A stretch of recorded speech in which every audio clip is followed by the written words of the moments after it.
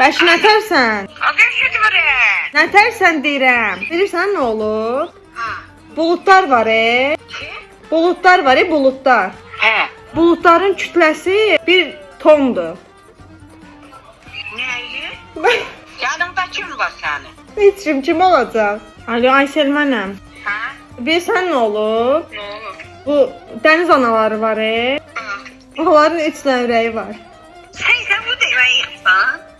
Maraqlı deyil ki, başa düşmədim. Yox, o mənə maraqlı olsun. Böyle şeyler yığmamaya başlayır. Cümka nətərsən? Sağ ol, sen neredesin? Yaxşı ol, sağ ol. Sənə deyəcəydim, o gün qabağıma çıxdı. Ne? Bəzi bitkilər var ha. Neler? Bəzi bitkilər. Bitkiler. Bəzi bitkilər deyir ət yeyir. Bilmirəm. Ankara oldu. Ha. Şok oldu. Alo. İlkin nətərsən mənəm? Bilirsən nə olur? Yarasaları qıdıqlayanda gülürlərmiş. Ne ağrılar? Kime ne olanda? Yarasaları qıdıqlayanda gülürlərmiş. Ha. Var. Kendim bir arası tapım kıtıklayın. Nəyini sənətin? Sağ ol, sen bizesin. Yaxşı. Eşitdiyimə görə inəklər dostluq münasibəti qura bilirmiş. Yani biz? Biz nəyi yazdın? Nə düşünürsən bu haqda?